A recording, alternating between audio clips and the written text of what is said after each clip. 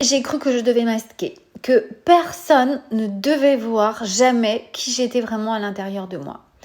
J'ai cru que je devais donner le change en permanence. Pour moi, donner le change, ça voulait dire faire semblant d'être quelqu'un d'autre, d'en faire toujours plus, de me corriger en permanence. J'avais fini par croire que quand j'aurais fait tout ça, enfin je serais bien comme je voulais et j'aurais plus besoin de donner ce change. Je cherchais à devenir une femme puissante, devenir une badass.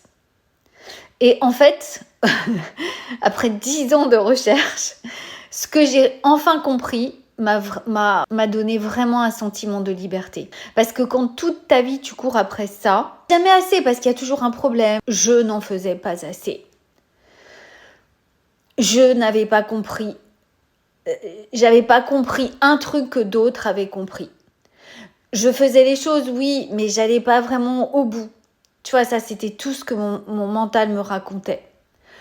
Et donc, quand tu crois ça en permanence, tu rajoutes toujours quelque chose. Une formation, une méthode, plus de discipline, plus de contrôle. Et crois-moi, je suis la reine de la discipline. Je suis quelqu'un d'hyper discipliné. Donc, c'était facile pour moi de rajouter encore plus de quelque chose. Je ne voyais pas qu'il fallait que j'enlève.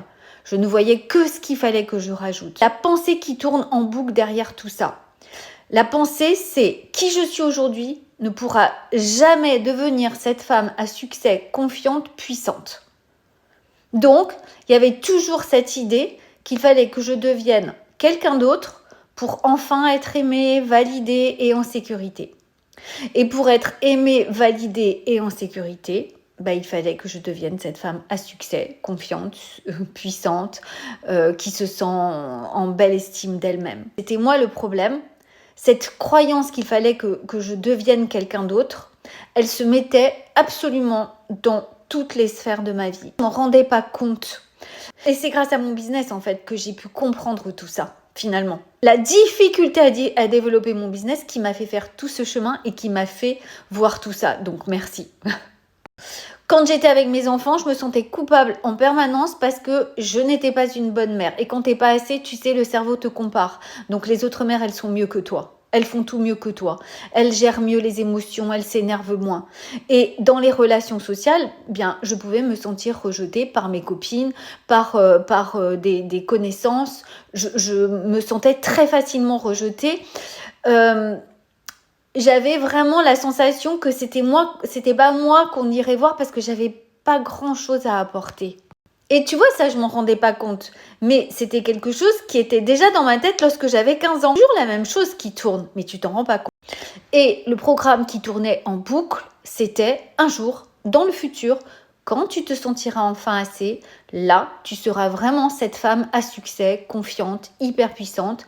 Et là, tu pourras enfin te sentir apaisée, légitime et en sécurité. Tu vois, c'était toujours quand je deviendrai, à ce moment-là, je me sentirai bien, légitime et en sécurité. Quand j'aurai obtenu ça.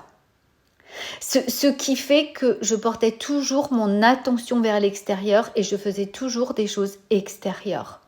Et même au niveau de mon corps, tu vois, je suis très mince, mais j'avais toujours cette idée que j'avais toujours 1 kilo à perdre. Donc tu vois, toujours un truc à corriger, toujours un truc à améliorer. Quand ton programme, il fonctionne comme ça, c'est un système de protection en fait, tu es toujours dans le « il faut que je change ». Il faut que je comprenne ce fameux truc que les autres ont compris et pas moi. Il faut qu'il y ait un déclic. Il faut que je mette encore plus de discipline. Comme si j'en avais pas déjà assez. Comme je te l'ai dit, j'étais déjà super disciplinée. Il faut que je guérisse. Il faut que je devienne quelqu'un d'autre. Des injonctions en permanence. Et ce qui est fou, c'est que quand tu vis comme ça, tu te rends même pas compte de la fatigue qu'il y a à l'intérieur de toi. En fait, toi, tu penses que c'est normal, tu es en tension. Voilà, c'est normal d'être constamment en train de te surveiller. C'est normal. Et c'est pas bête de penser que c'est normal, parce qu'en fait, tu as vécu comme ça tout le temps, donc tu sais même pas que tu peux vivre autrement. Tu vois, moi, personnellement, j'étais épuisée, fatiguée, mais j'ai mis énormément de temps à me rendre compte de ça, que j'étais épuisée, que je n'en pouvais plus, que j'en faisais trop, que au lieu d'enlever, je rajoutais. Et je le vois chez mes clientes aussi.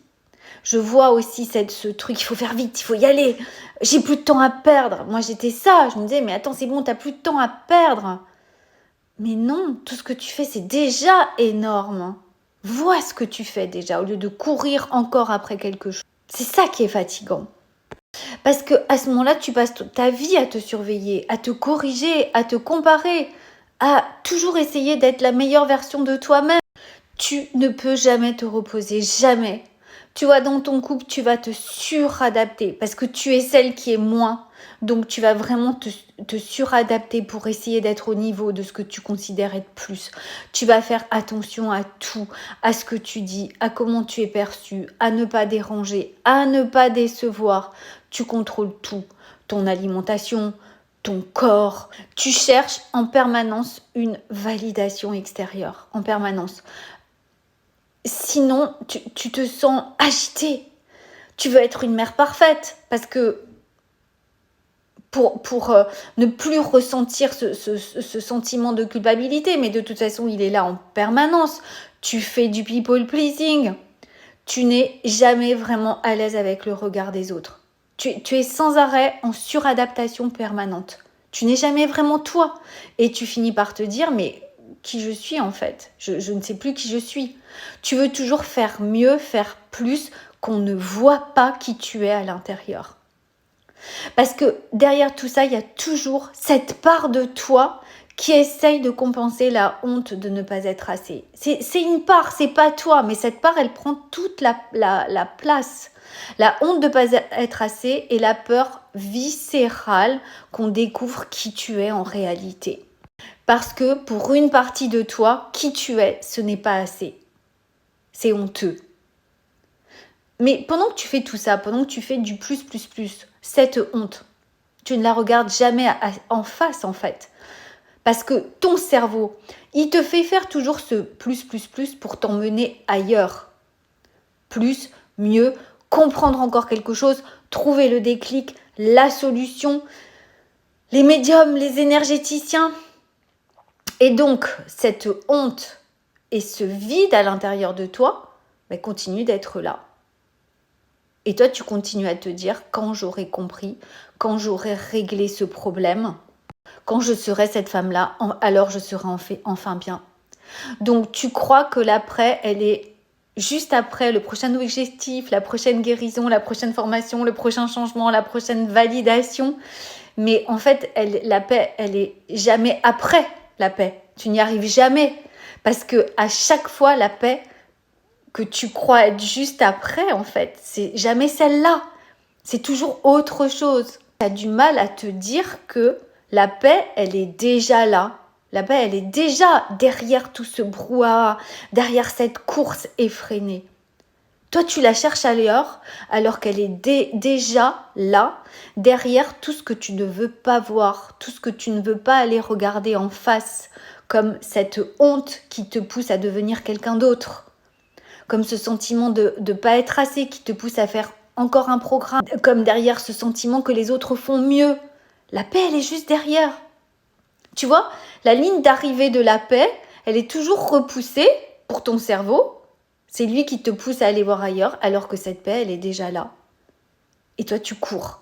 Tu cours, tu te fatigues, tu t'épuises, alors que la ligne d'arrivée, elle est en toi, en fait. Tu vois, tu cherches, parce que pour le mental, ça n'est jamais assez. C'est ça, le piège. Et tu sais, tu peux faire tout ce que tu veux. Pour le mental, ça ne sera jamais assez. Parce que même si tu obtiens ce que tu veux, soit tu ne le verras pas, tout simplement. Soit tu te diras que tu as eu de la chance, que oui, à ce moment-là, les circonstances, blabla, mais c'est pas toi, d'accord ? Ou soit tu te diras, non, il y a encore quelque chose à atteindre. De ton mental, c'est pas la paix, c'est de te maintenir en sécurité, c'est de toujours te protéger. Et pour te protéger, qu'est-ce qu'il fait, ce mental ? Il t'envoie des alertes en permanence. Et les alertes permanentes, c'est attention, fais mieux, corrige-toi, tu n'y es pas encore, d'autres font mieux que toi. Et Et toi, tu crois ça, tu crois tout ça. Et c'est là que tu t'épuises en fait. C'est épuisant, tu n'en peux plus, bien évidemment. Donc, le mécanisme de fond, c'est te faire courir après un futur qui, tu crois, te fera te sentir plus, d'accord? Pour ne pas aller ressentir ce qui est là, profondément, ce que tu crois être la honte d'être toi. Parce que tu as une vision tellement fausse de qui tu es que tu essaies de compenser en devenant la meilleure version de toi-même. Et bien sûr, on l'entend tellement ça. Donc ton cerveau t'envoie toujours ailleurs, faire plus, faire mieux, faire autrement. Ça, c'est le mécanisme inconscient qui tourne en boucle. Crois-moi, c'est vraiment un programme. Et dans mes accompagnements, on va voir vraiment ces programmes. On ne va pas simplement essayer de te rendre plus confiante, plus performante. On va regarder ensemble les programmes inconscients qui te poussent à te battre contre toi-même depuis des années. Pour arrêter de résister à ce qui est là. Pour que tu puisses enfin aller le voir, pour que tu puisses enfin rester avec cette honte, qui n'est pas si difficile que ça à ressentir. D'accord? Et qui de toute façon n'existe même pas. C'est encore une idée de mental. On va aller en profondeur pour que tu n'aies plus besoin de te suradapter, pour que tu vois les moments où tu fais du people pleasing. Et que tu puisses regarder cette partie de toi qui fait du people pleasing avec compassion. C'est ça qui est merveilleux. Et quand tu vas voir en profondeur tous ces programmes, eh bien, tu comprends vraiment profondément que la paix, elle n'arrive pas quand tu deviens quelqu'un d'autre. Mais au contraire, elle est là quand tu comprends que tu n'as pas à devenir quelqu'un d'autre. Donc, si toi aussi tu es fatigué d'essayer de devenir quelqu'un que tu n'es pas, fatigué de te corriger en permanence, fatigué de croire que quand tu auras enfin le bon corps, le bon mindset, la bonne discipline, le bon couple, le bon business, tu seras enfin la badass que tu veux être. C'est exactement ce qu'on fait dans les programmes. On va voir ça, on va ressentir pour que ta personnalité, ton être véritable puisse enfin ressortir, que tu puisses le connaître enfin, parce que depuis toutes ces années, tu as tellement joué un rôle que effectivement, tu as la sensation de plus savoir qui tu es. On ne va jamais t'apprendre à devenir parfaite, parce qu'on n'est pas parfait, on est des humains, on a des peurs, on a des angoisses, on va aller les vivre. C'est là que tu peux enfin créer, aimer, réussir sans être constamment en guerre avec ces injonctions, essayer de devenir quelqu'un d'autre. Parce que souvent, nos programmes, ils se sont créés parce qu'on vivait dans des environnements qui nous ont fait croire certaines choses. Et nous, on a développé une personnalité par rapport à ça. Et comme on est très peu à avoir vécu dans un environnement sécurisant, eh bien, on a développé des stratégies d'adaptation. Et tout ce que je viens de te décrire, ce sont des stratégies d'adaptation. Si ça te parle, si tu en as marre, si tu te sens fatigué, épuisé, eh bien, prends rendez-vous pour ta séance découverte. J'ai plusieurs programmes. On ira voir ensemble lequel te convient le mieux. Et aussi, n'hésite pas à faire le quiz sur ton style d'attachement. Tu te rappelles des styles d'attachement. Enfin, si tu ne t'en rappelles pas, eh bien, le quiz va te les décrire exactement. Attachement anxieux, sécurisant, désorganisé ou évitant. Fais le quiz et tu verras, c'est déjà un bon début. À très vite.